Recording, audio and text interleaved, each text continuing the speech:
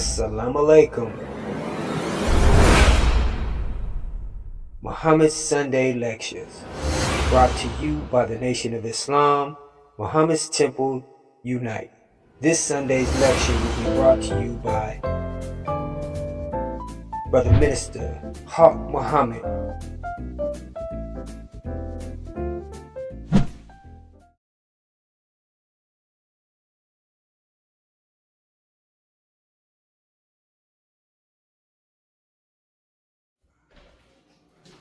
Assalamu alaikum. In the most holy name of Allah, the most gracious, most merciful, who appeared among us, the black man and woman of America, in the divine person of Master W.D. Farad Muhammad, and in the name of his divine servant and messenger, the most honorable Elijah Muhammad. I greet my brothers and sisters, wherever you are, in the greeting words of peace and paradise in the Arabic language. Once again, Assalamu alaikum. Brothers and sisters, welcome to Muhammad's Temple of Islam United Sunday Lectures. These lectures are brought to you by our diligent group, those of us who are members of the Nation of Islam. Ask a friend, ask a neighbor, get some of your relatives, your family members to join us this afternoon to be a part of our great lectures that we have every Sunday at this time. If you're on the East Coast, the West Coast, the North or the South, check your time zone so you can enjoy what we have to say. At this time, brothers and sisters, the Honorable Elijah Muhammad always taught us, when we open up our lectures, we always open up in prayer, asking Allah to guide us, guide our minds and our hearts so we can deliver a sound and vibrant and sobering message that is life-giving and life-saving. So, if you will, please join us in the Muslim opening prayer. We extend our hands in this manner, and please follow me silently in the Muslim opening prayer. In the name of Allah, the Beneficent, the Merciful. Surely I have turned myself to thee, O Allah, trying to be upright to he who has originated the heavens and the earth, and I am not of the polytheists. Surely my prayer, my sacrifice, my life, and my death are all for Allah, Lord of the worlds. No associate has he, in this I am commanded. I am those who submit. O Allah, thou art the King, and there is no God but thee. Thou art my Lord, and I am thy servant.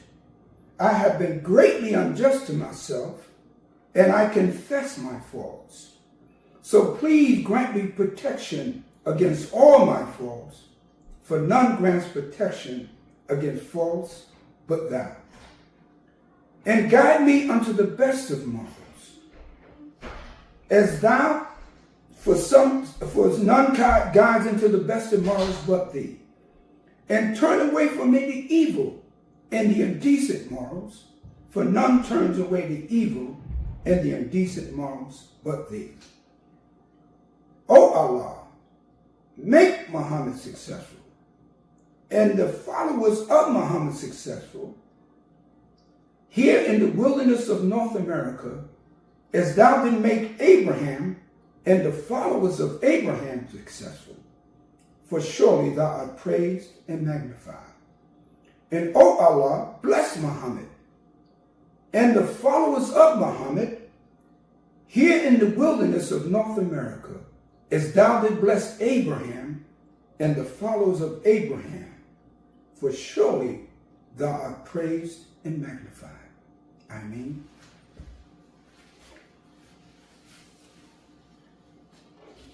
Once again, brothers and sisters, we thank you for joining us this afternoon or this evening, wherever you are, in Muhammad's Sunday Lectures, brought to you by Muhammad's Temple of Islam United. We could never, ever thank Allah. If we lived 1,000 years, we could never, ever thank him for raising up in our midst a leader, a teacher, and a guide in the person of the most honorable and humble, the Honorable Elijah Muhammad. And I'm listening, brothers and sisters, I'm listening throughout Black America. I listen to the conversations on radio, on the podcasts, and I'm beginning to hear people begin to talk about the program and the plan that the Honorable Elijah Muhammad had for us. I'm beginning to hear people, if not mentioning his name, but mentioning a lot of things that he taught us. I'm hearing this today. I'm beginning to hear this here. And the Honorable Elijah Muhammad told us, because I came in the nation back in 1965 and 66, he told us back then, he said, as time goes on in the future, you would hear many of the people, many of the black preachers and the black leaders take on the language of the Nation of Islam. They may not give us the credit. They may not give the Honorable Elijah Muhammad the credit that he deserves, but they will mention many of the things that he talked about. All praises are due to Allah. Now, brothers and sisters, I always say, this is something that I mention all the time. The Honorable Elijah Muhammad's teachings are very simple, are very plain, but deep. And we as his followers, we try to present to you what he was taught from God in person. It didn't come from him. It came from God. He would always say that. He said, I'm teaching you what God told me to say to you. So these teachings that we are giving you are from God in person through the Honorable Elijah Muhammad. Okay? They are very plain. They're very simple. And I want you to listen. We're not going to be here a long time this afternoon, but I want you to really focus on what I'm saying, what we are saying, to give you the solutions to the problems that people today are crying out for, that our people in particular are crying out for. They are asking for leadership. They're asking for solutions. In this time of Donald Trump, who I'm very familiar with, I'm going to tell you a story one day about my relationship and my family's relationship with Donald Trump. I'm from New York City. His father, Fred Trump, was responsible for my family being homeless. I'm not going to do that today. That's another subject. But what we are talking about today, and this is something I did 2 subjects on previously. It was called Do for Self. That is what the Honorable Elijah Muhammad always taught us. He said, do something for yourself. Stop depending on the white man to do for you what you can do for yourself. I did 2 subjects on that. Go back into the archive, so to speak, and listen to it. But I also understand from the teachings of the Honorable Elijah Muhammad, you cannot do anything for yourself until you love yourself. Okay? So my subject today is first love yourself. I will repeat that. First love yourself. self that may sound a little cliche-ish. It may sound a little corny to some, but it's profound and it's right. Nothing can exist without having some kind of love and concern and deep sympathy or empathy for itself.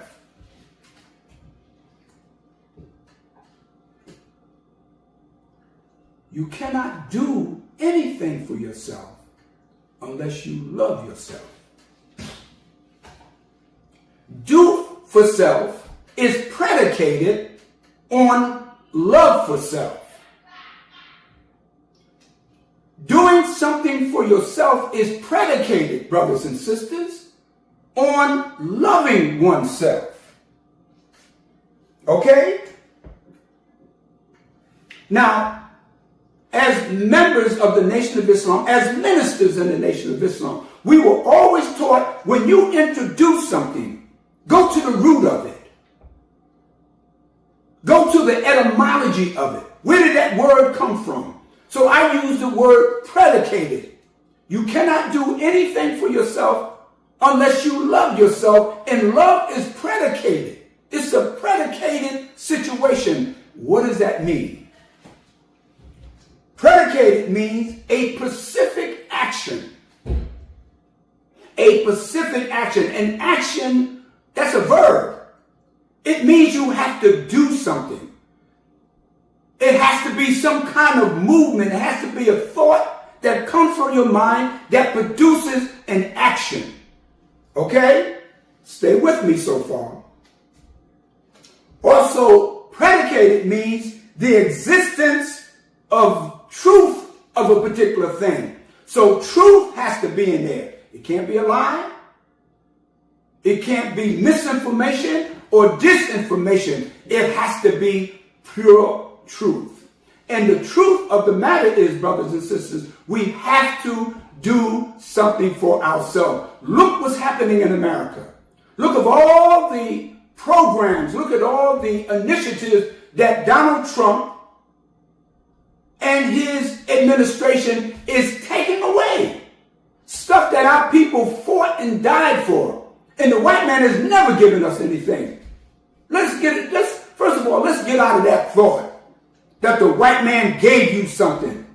Ever since we have been here, and we've been here over 450 years, robbed from our motherland and brought to America, and everything that we achieved, everything that we have today, we fought and some of our people died for.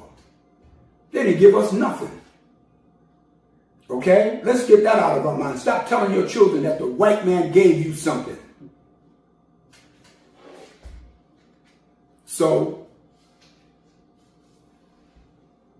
it is unmistakably important to understand that anytime you have to do something for yourself, you have to have the love in your heart. You have to have the love of self in order to do something for yourself. Now, we're always, all of us, black people in particular, in general, always pointing to other people about how successful they are. Why are they successful? They're successful because they love themselves. You look at the Chinese. The Chinese shop with each other. The Chinese live around each other. The Chinese produce products. The Chinese do everything that perpetuates their life because they're in love with each other. They have a love for each other. That is instilled within them from childhood, from birth. You look at the Italians. You can go to an Italian community and see how they interact with each other. Do they have problems with each other? Of course they do. Do they have differences with each other? Of course they do. Do they have contradictions among themselves? Of course they do. But they have a deep, intrinsic love for their people. And that love for their people allows them to do things that help perpetuate their life and their lifestyle. You got to love where you live at. You have to love your community.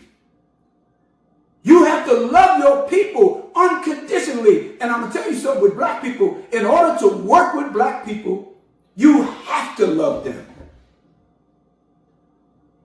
Because they will run you to hell. Yeah, black people they're something else, man. We are something else. I know who we are because I'm one of you. So our subject, remember, is first, number one, love yourself. Now, we already told you that do for self is predicated on love of self. You can't do anything for yourself until you love yourself. Okay?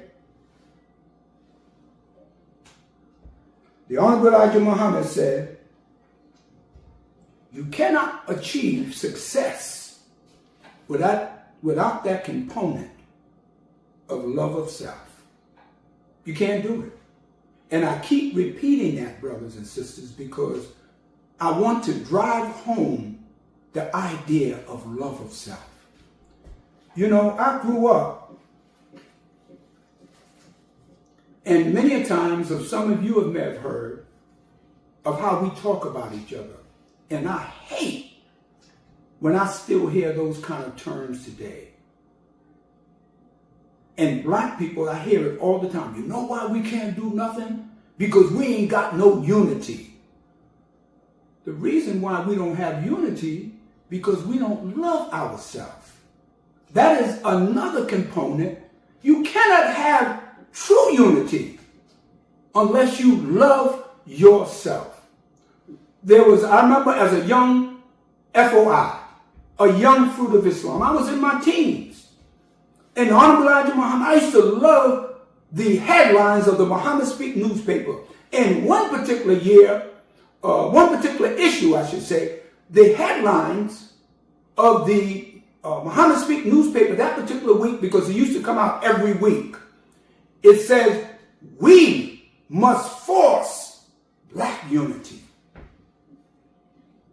I say it again. The headlines of the Muhammad Speak newspaper, that particular edition, said, this is the Honorable Elijah Muhammad saying this here. He said, we, talking about black people, must force black unity. Why do you have to force somebody to do something? When you force somebody to do something, it means that they are resistant. That means that they don't know what to do. It means that they don't have an idea and they are pulling against that which should be automatically natural. But he said we must force black unity, because we at that time, we were so divided and the white man was pulling us here and there. He said, listen, we're going to have to force black unity. And we might have to do that today, brothers and sisters. If not, then circumstances, conditions will force us to come together. Okay? In our community, we can look at the buildings. We can look at the environment. I remember one time, I used to drive my children, my grandchildren in particular, and my children through a section of the white community. There's a section where I live. I'm trying to remember the name of Midwood. And it's on a street called Bedford Avenue. And it's maybe about 25 or 30 blocks. I would just put my children in the car and I would drive. And the homes there were primarily owned by Jews. And it's been that way since I was a little boy. So we're driving and I'm letting my children see, I did it purposely. And these beautiful homes, some of them were mansions. The streets were clean. It was a tree-lined streets. No garbage on the street. I mean, it was super duper clean, mad clean. And my children are looking. They're observing. I did it purposely to show them that we can live the same way. We can live the same way. And I remember one day my grandson was attending, at the time, Muhammad's University of Islam in Harlem. And I was driving up Lenox Avenue, that is now known as Malcolm X Boulevard. And he's looking, he must have been maybe about 10 years old. And I mean, he saw the garbage in the buildings and the trash and the broken windows. And I mean, he said, Dad, Dad, he called me Daddy, not Grandpa, because I basically raised him. He said, Daddy, why does it look like that out here? He remembers going through the white community or the Jewish community, and then he was comparing it with what he's seen in Harlem. He seemed quite disturbed by it. He couldn't understand why our community looked like that.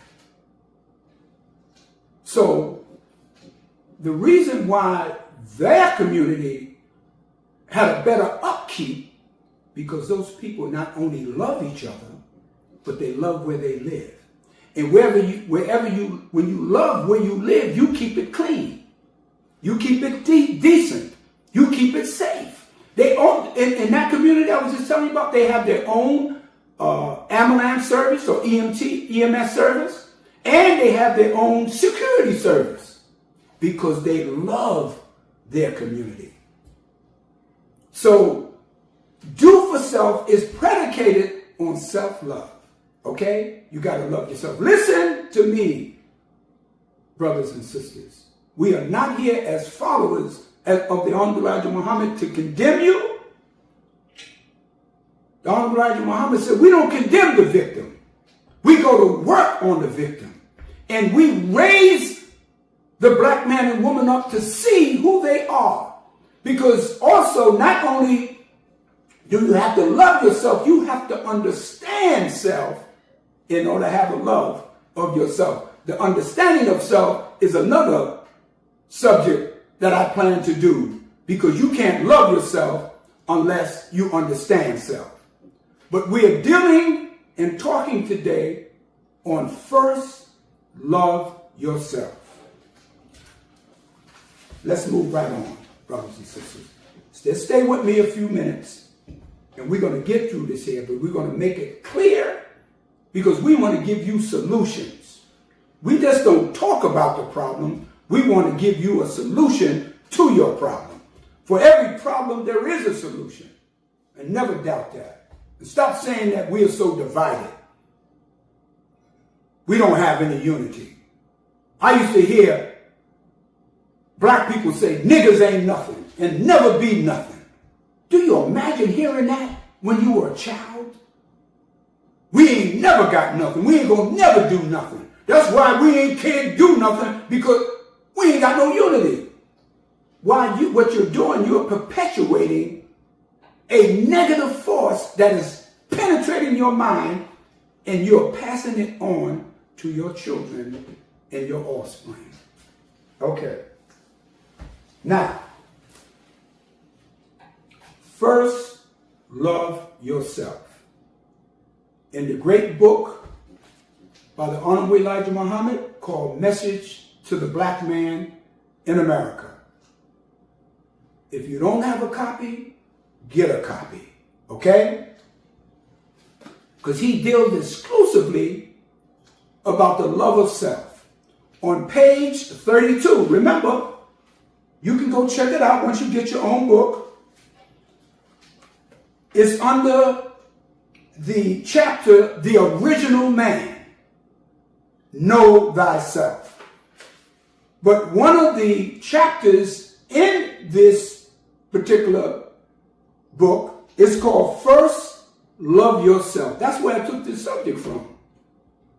I try to go right to his teachings. We can talk about all other things, but he is our guide. He's our leader. He's our teacher.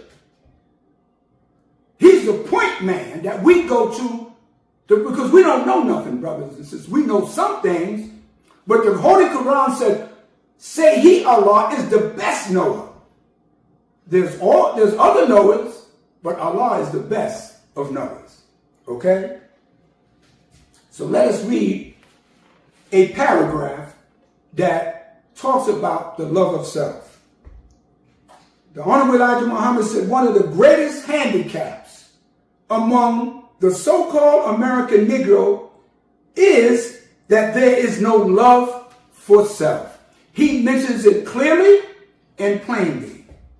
No sugarcoating, no whipped cream and cherry on top. He said the gravest enemy or the greatest handicap of the so-called American Negro, the black man and woman of America, is the lack of love of self. The love for his kind and his being. He said, this not having love for self is the root cause of hate and dislike, of disunity, disagreement, quarreling, betraying, stool pigeons, fighting, and killing one another. You know, in the animal kingdom, they have an instinctive connection with each other. See, they can't reason like we can, but they have, you can call it a love, but it's really a connection of the species. So they don't hurt each other. They bind together for their survival. And that's just on an instinctive level. But when you have knowledge, when you have a brain, if you can think, then you have to find that love and come together and understand your love has to be deep and unconditional. Mr. Muhammad goes on to say, how can you be loved if you have not love for self? You know, in the world of psychology and psychiatry, they said a hurt person hurts people. An unloved person cannot love. An unloved person doesn't know what love is. So we were taught by an enemy. We were taught by the man, the people, that the Honorable Elijah Muhammad said had no love for us. He styled them as the white man, Yakub's grafted devil. He said they were weak-boned, weak-blooded, and stale-faced, and they had no love. They're empty in their hearts. And so they put that in us for us to hate each other, and it gave us no love for ourselves because we didn't have the love. And if you notice, today, many of our young children and many of our people in general, they go to beauty salons, they get all dressed up. They wear all kinds of designer clothes. They wear jewelry, they get their nails done, their eyelashes, they put on makeup, they get makeovers, they're wearing all kind of expensive Nike sneakers because a lot of the time they are empty inside. So because to cover that emptiness or to try to deal with that emptiness, they put all of this stuff on the outside. And they're saying, look at me. Could you see me? You know, I look pretty good. I got a nice suit on, a beautiful tie, white shirt. But these are just clothes. But I understand through the teachings of the Honorable Elijah Muhammad that these are just materials. I'm not looking for somebody to see me, to recognize me, or to qualify me. I know who I am because of Mr. Muhammad's teachings and what Allah has put into him. Okay? He goes on to say, how can you be loved if you have not love for yourself and your own nation and dislike being a member of your own? Then what nation will trust you or to trust your love and be a member? See, what he's saying is, how could other nations respect you if you don't respect yourself? How could other nations and other people have any kind of sympathy or empathy for you if you don't have it for yourself? They cannot see that. And it's a shame. It's a downright shame that we see all these videos on social media where our people are fighting, and you see two women ripping off their clothes, their breasts and their private parts are being shown, and people are filming it and people are edging it on, and go ahead, do that. It is disgraceful. What have we come to when we glorify violence and disrespect, not only for each other, but our women, our young girls? Because the love of self is not there. The Honorable Elijah Muhammad says, our people always say, I love everybody. Those who say they love everybody loves nobody. How are you going to love everybody? Love is a word. It's an abstract word. It's a kind of like undefined word, because in order to love someone, you have to know that person. You have to have a relationship with that person. You have to spend time with that person. You have to know certain ins and outs of that person. You can't say you walk up to somebody and say you love them. That's not true. If your daughter came home or your son came home and told you, Mom, I love everybody in this community, and that person, that child, that daughter, that son never even met anybody in the community, how are you going to love something you don't even know anything about? Mr. Muhammad says, whoever says they love everybody loves nobody.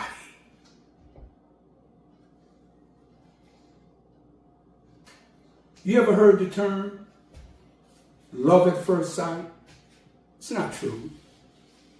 This is why 50% of the marriages in America end in divorce. Did you know that? Because the first thing they say, oh, I love you. I can't live without you. I just love everything about you. And the following week you dumped her, threw her in the garbage. The woman says that to the man. Oh, I love you. I can't live without you. My love is deeper than the sea. I will climb over mountains just to be with you. I love you, baby. Next week she with somebody else, telling that same person the same thing she told you. So be careful when you say the love. You need to understand what this is about. Now, many of our people were raised in the church. And, they teach in the church you should love. You shouldn't hate. I mean, basically, you shouldn't hate people. But God said, and Jesus said, he hates the doers of iniquity. So Jesus hated. He had a mindset to hate, but he hated for a reason. He said, I hate the doers of iniquity, which means the doers of evil. I hate the shoes that I wear. I hate the way I smell. There's nothing wrong with that. But understand the aspects of love and hate before you use those words. Now, In 1 Peter, it says, love the brotherhood. Love the brotherhood. But again, I say, as I said earlier, it has to be predicated on something. Okay? In 1 Peter, in the Bible, which we believe it has some truth, it says, love the brotherhood and fear God. Okay, first it introduces love the brotherhood. Very basic, very simple. You should love the brotherhood. But that brotherhood should be based on something tangible, concrete, trustworthy. We cannot use and abuse each other.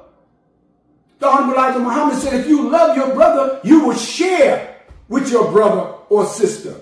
He said, if you have a bowl of soup, these are very simple things, brothers and sisters. He said, if you have a bowl of soup, you will share half of that bowl of soup with your brother. You would not see your brother suffer. And likewise, you cannot exploit your brother.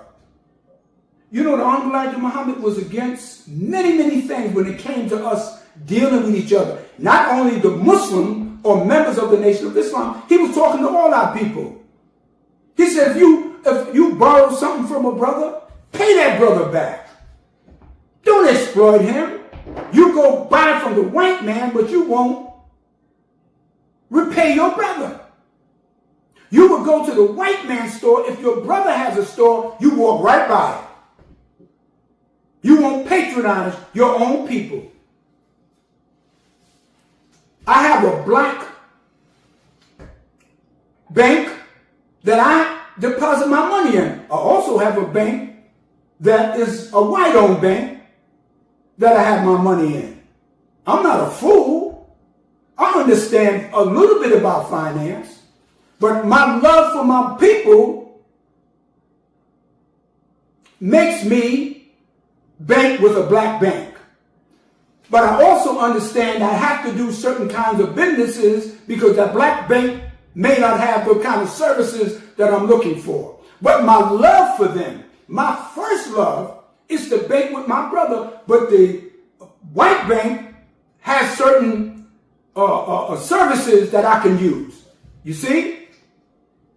All of us, I get all my toilet paper that I use from a black-owned company.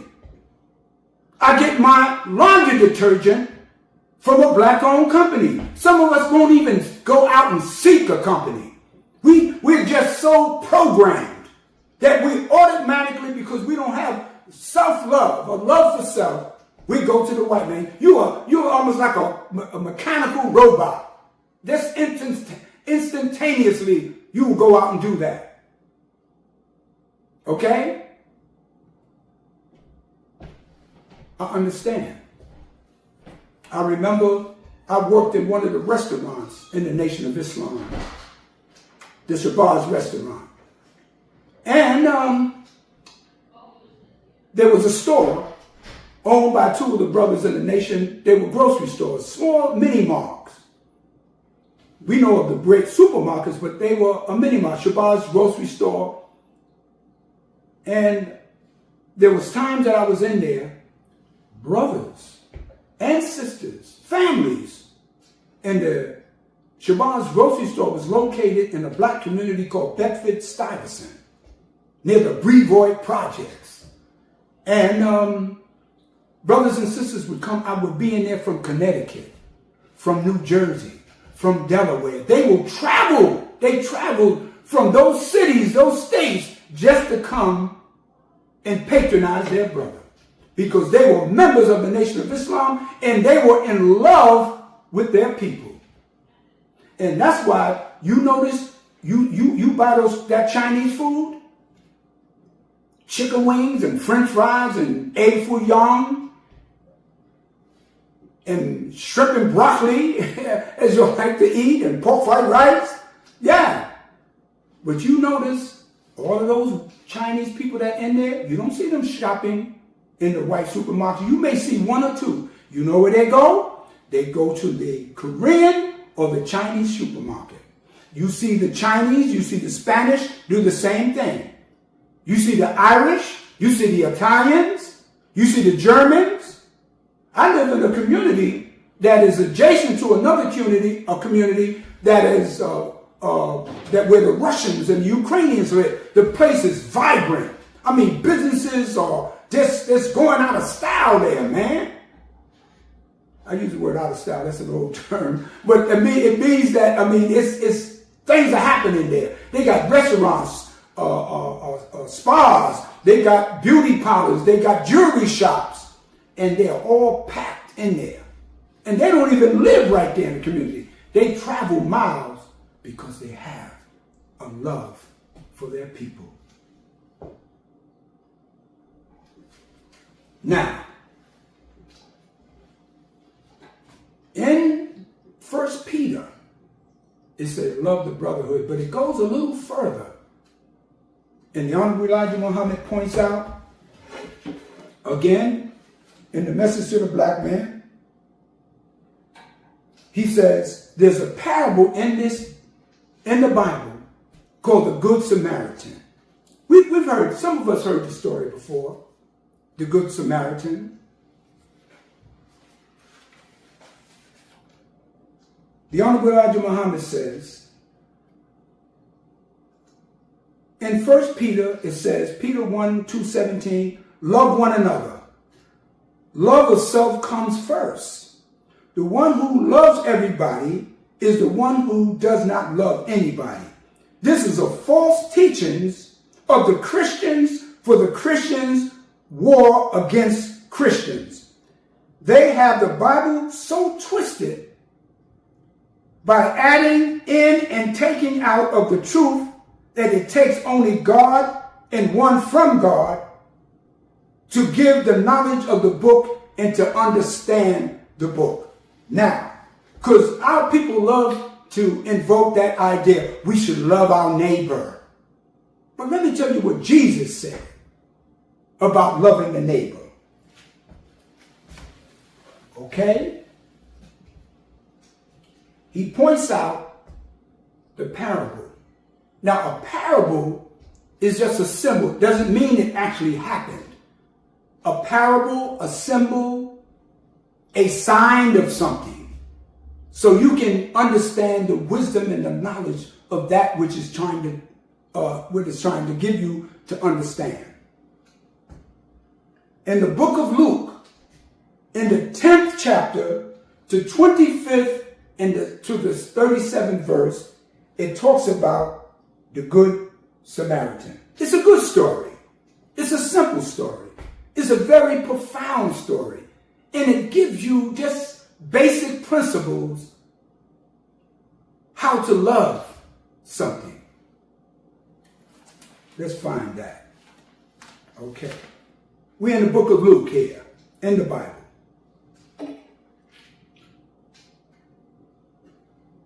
The 10th verse,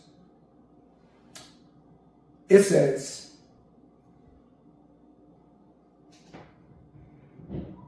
the question was asked. He was praying in a certain place, and when he ceased, he sat with one of his disciples, said to him, Lord, talking to Jesus, he was sitting with some of the disciples, and one of the disciples said, Lord, teach us to pray, as John has also taught his disciples. And he said, Oh, Father, how could we enter the kingdom of heaven? So Jesus said, listen, he said, love thy neighbor. Okay? So it goes on to say, a lawyer. Now, why did a lawyer stand up? A lawyer stood up and questioned Jesus and said, who is thy neighbor? Now, a lawyer is a trained legal professional, okay? So the Bible describes a lawyer standing up and questioning Jesus because the disciples wanted to know, how could they be saved? How could they enter the kingdom of heaven. He said you have to love God with all your heart, with all your body, and with all your soul. See? But Jesus knew he had to go further to teach them the aspect of love. So the lawyer stands up.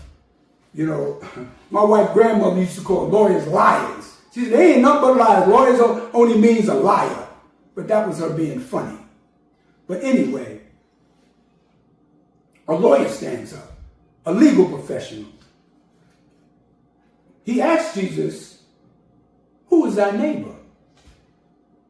And Jesus gave the story or the parable of the Good Samaritan. Okay? Now here it is. Just give me a second, because I want to read this here, brothers and sisters. Book of Luke. It says,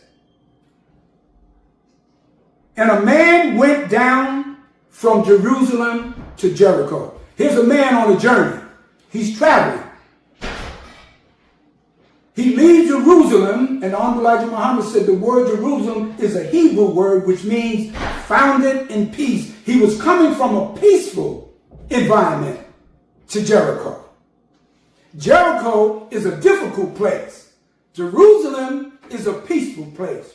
You understand so far, brothers and sisters? Okay. We're moving right along. We're almost moving to our end of our subject. So that same person, that same man that was traveling from Jerusalem to Jericho fell among some thieves. They called them ruffians. You call them today bullies and exploiters and slave masters. Okay? They beat him up. They roughed him up. They wounded him very badly, and they left him to die on the side of a road. You see the picture so far? It's a parable. It's trying to teach us something. Because Jesus said, love thy neighbor. Okay? The lawyer asked, who is thy neighbor?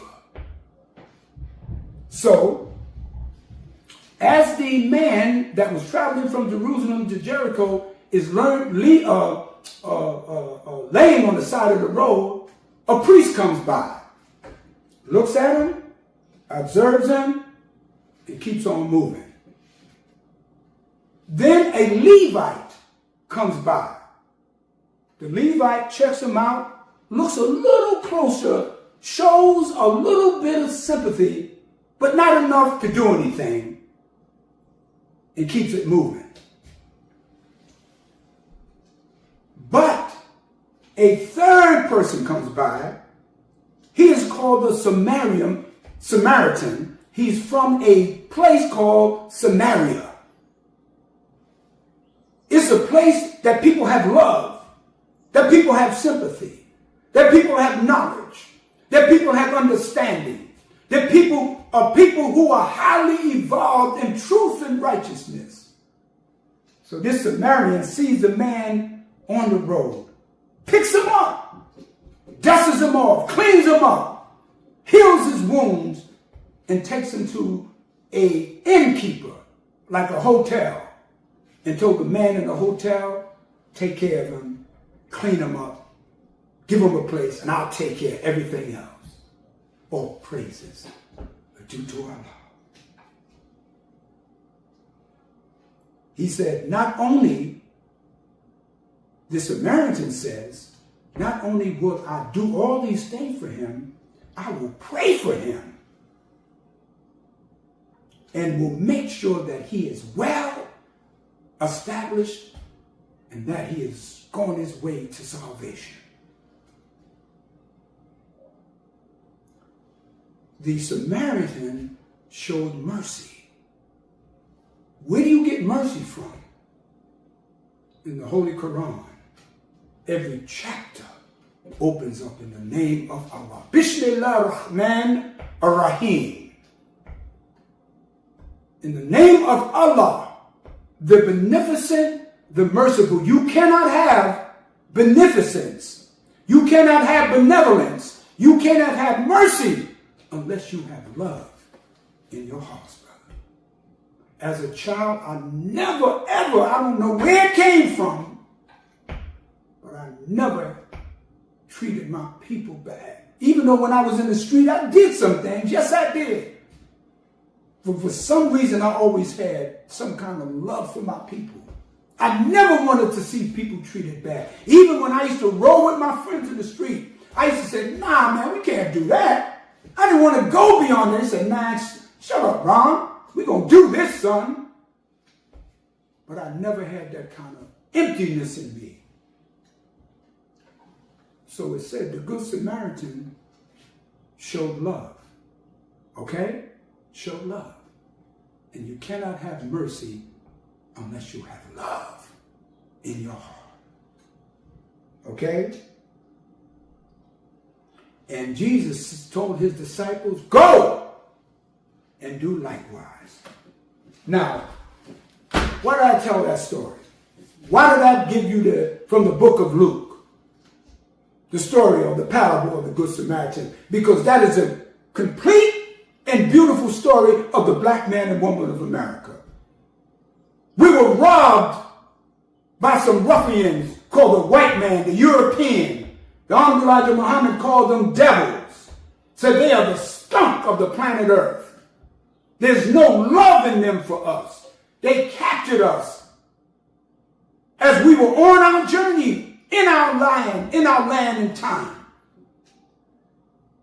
And they beat us up. They roughed us up. They left us to die in the hells of North America. They took the raiment. Your raiment is your knowledge. You know, that which you wear on your head. This is why the Honorable Elijah Muhammad, in the beginning, he gave the FOI fairs. It was in a circle, which means 360 degrees of knowledge. And it had a crescent in the middle of the FOI symbol, which means the sun, the moon, the star, freedom, justice, and equality. And you cannot, under no circumstances, give freedom, justice, and equality unless you have love of self first. Like the man from Jerusalem, we were left to die.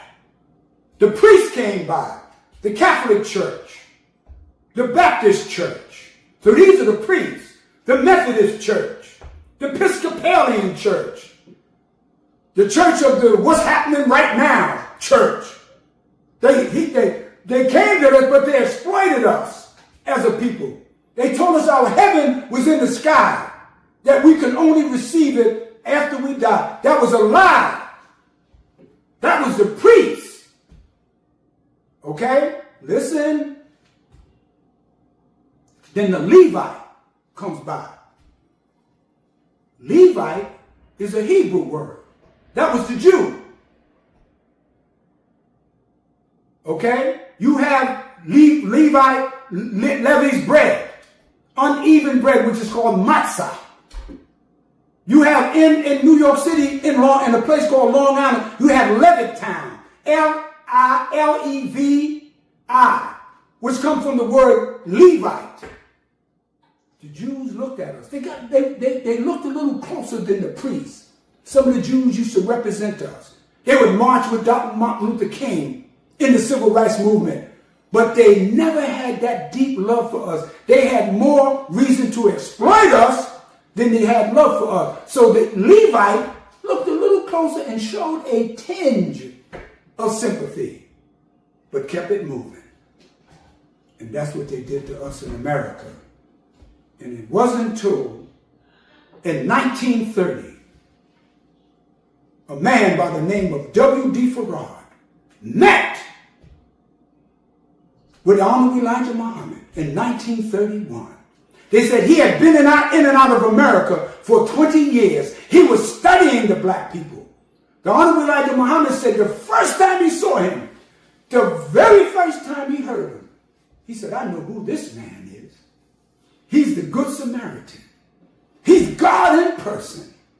And he was the only one cleaned us up, showed love for us, gave us name, took the slave master's name, from us and gave us original holy names. They said he was so concerned for us. The Honorable Elijah Muhammad said he would cry at the conditions of his people. He said, he told Honorable Elijah Muhammad, I am the one. I heard your prayers. I heard your moaning and your yearning for freedom, justice, and equality. He was the Good Samaritan. He cleaned us up. He took us to the innkeeper. The innkeeper was the Honorable Elijah Muhammad. He said, help him out. I'm giving you the task. I'm giving you the yoke that you should carry to clean these people up. And you deliver that message. Honorable Elijah Muhammad was the innkeeper. And he told all of his followers, likewise, you do likewise as Master Farad Muhammad taught me to do for you. And that has to come for the love of self. All praises are due to Allah. Just telling that story just gives me the chills to know that there's someone that loved us even though we didn't love ourselves. As I near my conclusion, brothers and sisters, I just wanted to impart a couple of other things to leave you with. You know what? We show more sympathy. We show more love to other people than we do for ourselves. Let me give you an example. Some of you might remember this. In 1998, there was a black man in Jasper, Texas, by the name of James Byrd. You might remember him. He was with some white boys, about 3 of them. They were on a pickup truck drinking beer. I don't know where they met James Byrd. He was a black man. But they're all drinking beer on the truck. Not long after, they took his body. They chained him to the truck. And his body was on the ground, but the chains was on him, and they drug him for miles and miles. He was screaming for his life. They left him. When they finally stopped, he had no arms and no legs. He just had a torso. This is what these devils did to him. Okay? They didn't love him. They dragged him for miles. And you know what? When they found out, they found him. They found the white boys. I believe they gave them life in prison. And I don't know if they gave them the death penalty. I have to look that up. But I clearly remember that. Because I remember when the Black Panther Party went down there with Khalid, Minister Khalid. And they went there, they said they're going to arrest them white boys. They're going to do a citizen's arrest of those white boys that killed James Byrd. But that's not the point I wanted to make. We are so forgiving. The mother of James Byrd, you know what she said? Good Christian woman. She said, I forgive those men that killed my son. See what I'm saying? Where did that come from? The Honorable Elijah Muhammad said that's that twisted Christian concept and idea that it's good to forgive. It is good to forgive, but it's also, the Holy Quran teaches us, I encourage, you don't use that word, it says that revenge is imparted upon you. But forgiveness is better if you but believe or understand.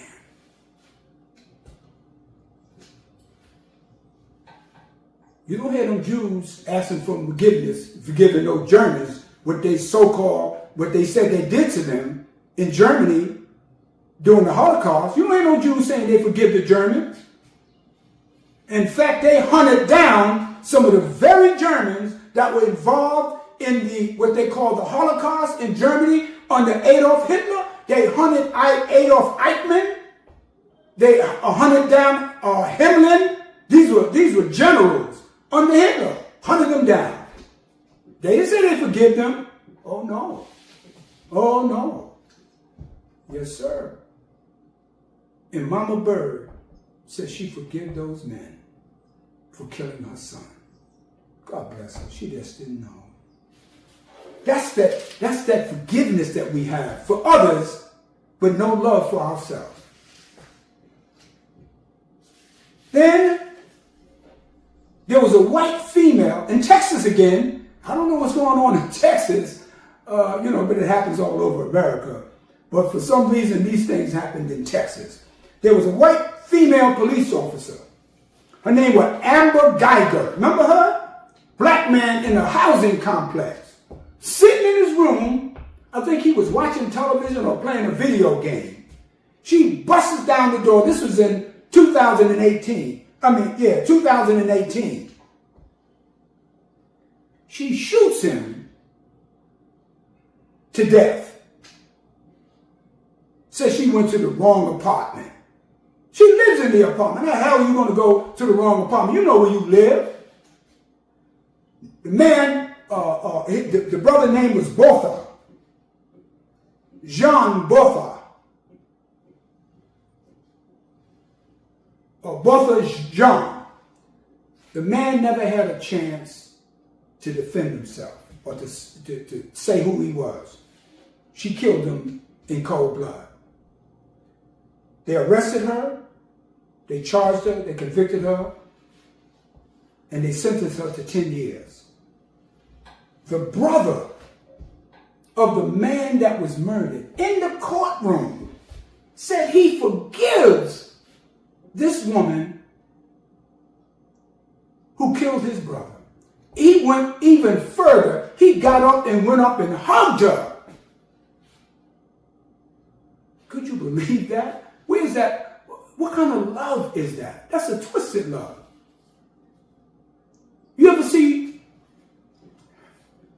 sometime in relationships, a black woman or a woman is brutalized. And the first thing she says sometimes, oh, he beat me, he hit me because he really loves me.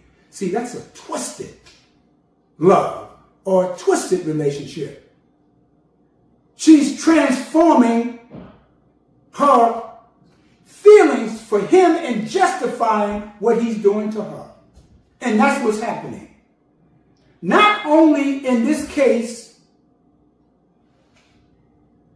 in Texas, Dallas, Texas, with Amber Geiger, the female police officer, white woman, but the judge, a black woman, she come from behind the judge a podium and hugs the white woman and also forgives her. Do you believe that? Where did that come from? The Honorable Elijah Muhammad said it comes from that twisted Christian out of control mindset that the white man put, that we love them and hate ourselves. How come we don't show those kind of love for each other? We will never be able to do for self, brothers and sisters, until we develop that deep love for each other. They called the Honorable Elijah Muhammad and the Nation of Islam racist. See, you don't let them call you racist. They said, well, black people practice racism. No, see, you don't understand. See, we go to the root word. We go to the etymology of words. We break it down. We'll tell you what the word, nothing wrong with the word racist. Stop saying that.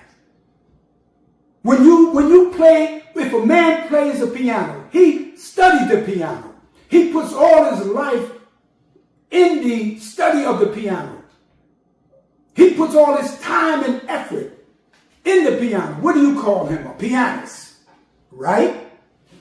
If a person studied the violin, if a person practices day and night and puts all of his efforts, or she puts all of her efforts in the violin, you call her what? A violinist, okay? If a man plays the drums, he plays the congas, you call him a percussionist, right? Because he spends all of his time and effort and love for that instrument.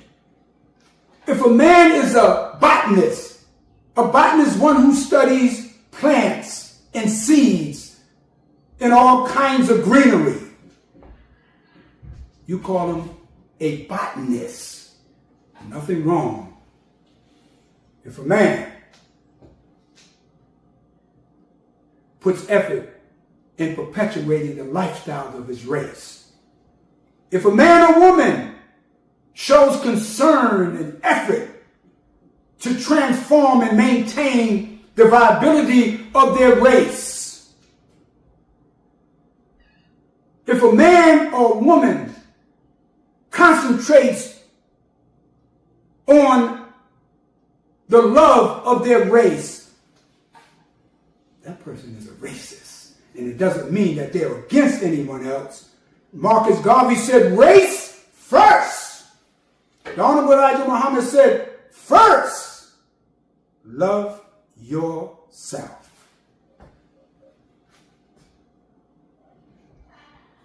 I used to play whist. Some of you play big whist. I used to play whist. I used to call myself a whistologist.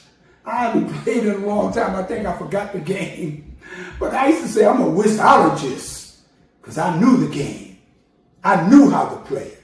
I knew how to throw that trump card.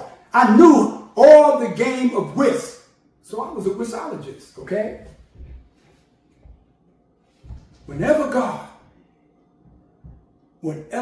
raises up a man, raises up a prophet or a messenger, he raises that prophet and messenger with the love in his heart for the people that he is to come to give them freedom, justice, and equality and life. Jesus came to the children in the house of Israel. Said, don't go among the Pharisees and the Sadducees. Go to the children that were in bondage in the house of Israel. That's nobody but us, brothers and sisters. We are in bondage in the house called America. Well, you say, well, Prophet Muhammad, may peace and the blessings of Allah be upon him. He was a universal prophet. We don't question that. We don't negate that. He came, I believe, with a universal message because in Islam, the way Islam is, it's a universal concept in its root. But Prophet Muhammad came to the Arabs first. That's right. He came to his people first. In the Holy Quran, in the 35th surah, or the 35th chapter, the 35th chapter, and the 24th verse, I'm going to read.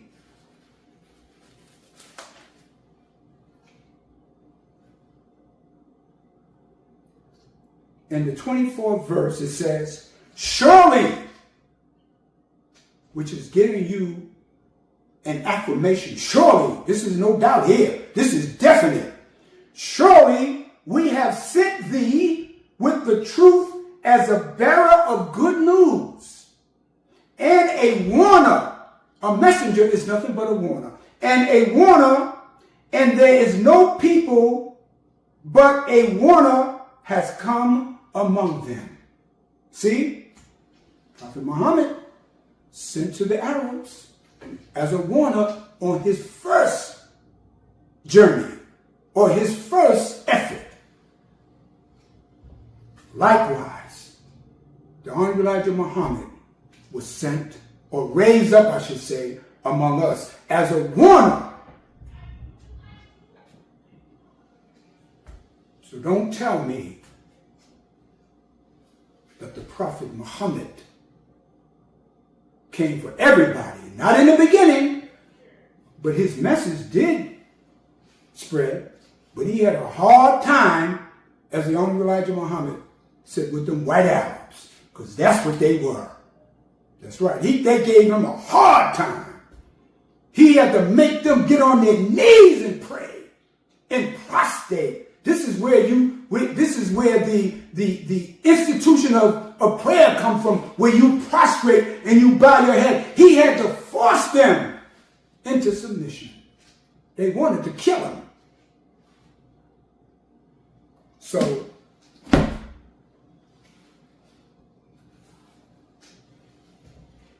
here we are, brothers and sisters. We have to do something for self.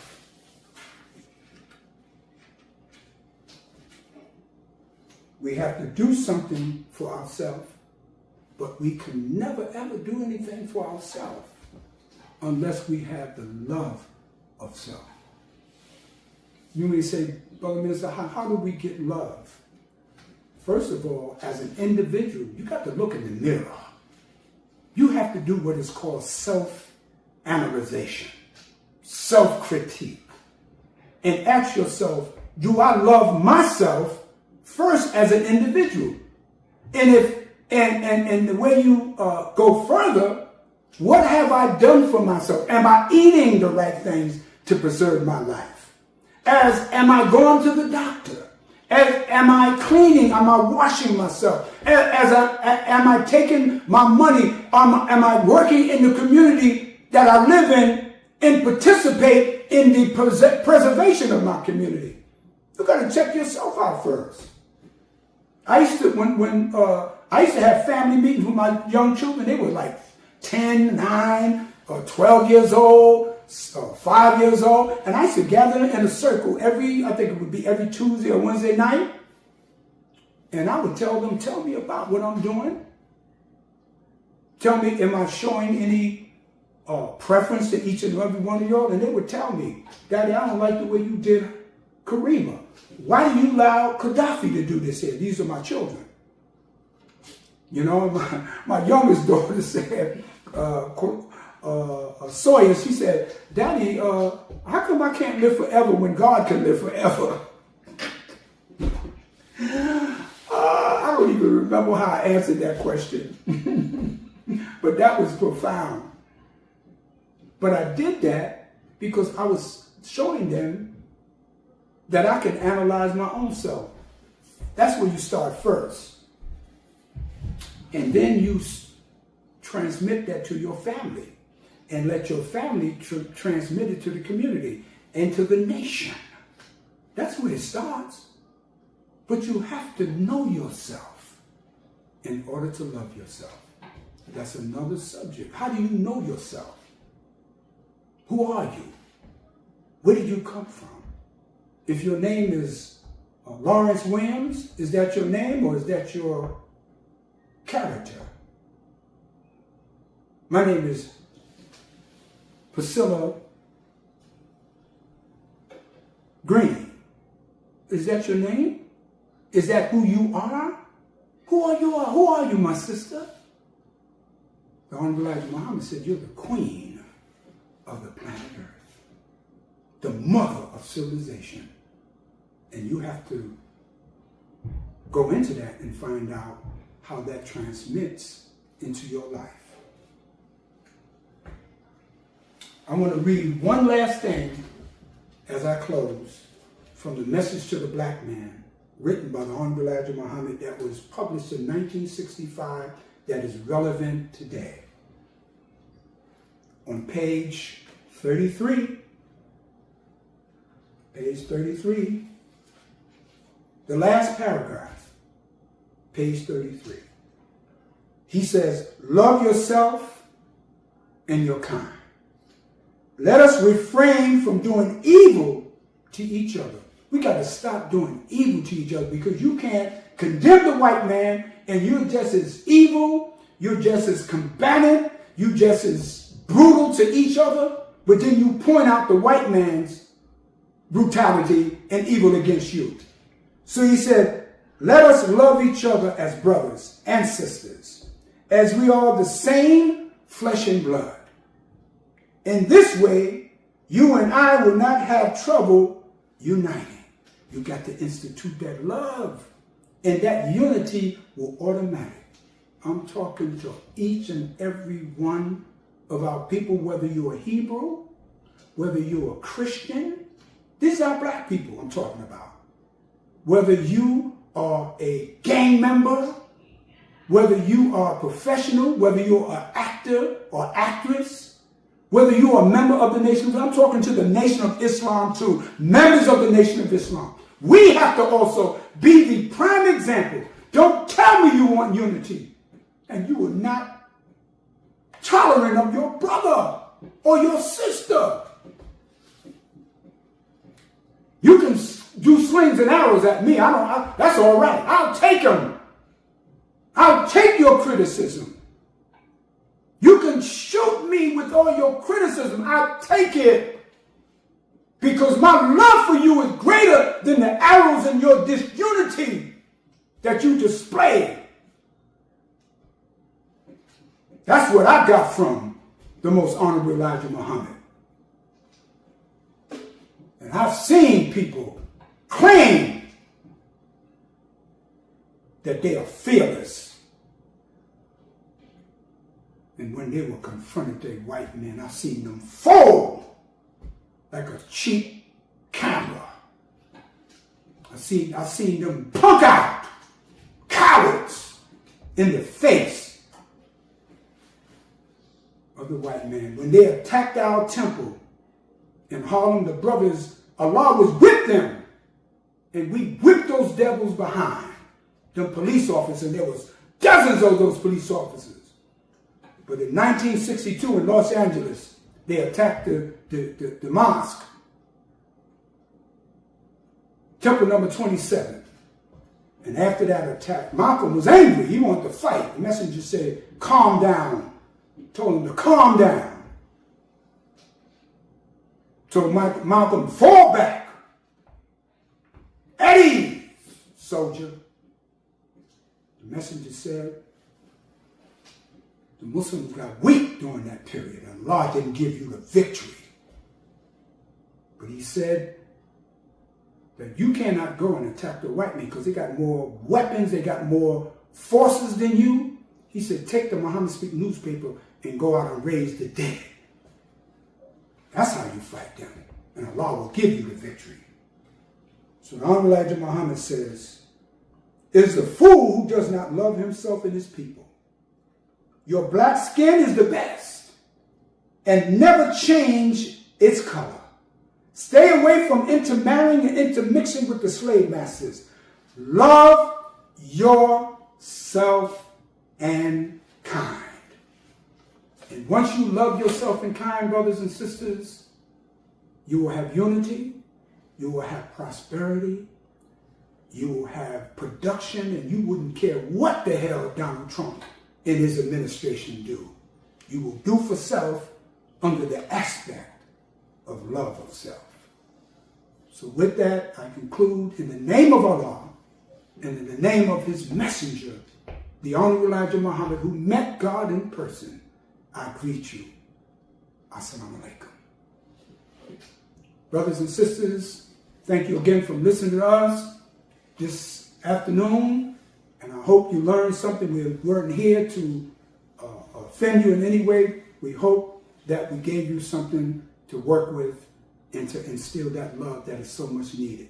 So you will hear some information after I close out in prayer that will be helpful on you being a part, if you will, like to help us in what we're doing. So I will close out in prayer, and follow me in the Muslim closing prayer. In the name of Allah, the Beneficent and Merciful, I bear witness that there is no God but Allah, who came in the person of Master Farad Muhammad, and I bear witness that the Honorable Elijah Muhammad is his messenger. In the name of Allah, the Beneficent and Merciful, Master of this day of judgment in which we now live, the alone do we serve, and the alone do we beseech for aid. Guide us along the right path, along the path of those who thou hast bestowed favors, but not along the path of those whom thy wrath is brought down, nor along those who go astray. Say he Allah is one God. Allah is independent, but upon whom we all depend. He neither begets not, nor is he begotten, and there is none like him. And I bear witness that none deserve to be praised or worshipped besides Allah, who came in the person of Master Farad Muhammad.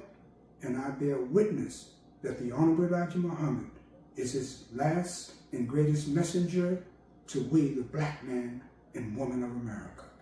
Amen.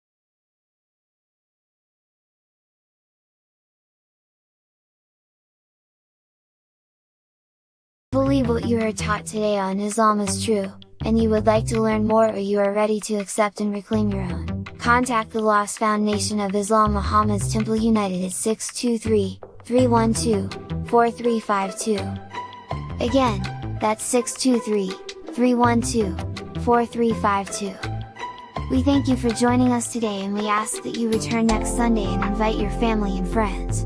We ask your support so that we may continue to get the truth out to our people. The time is now, black man and woman. Your nation awaits you.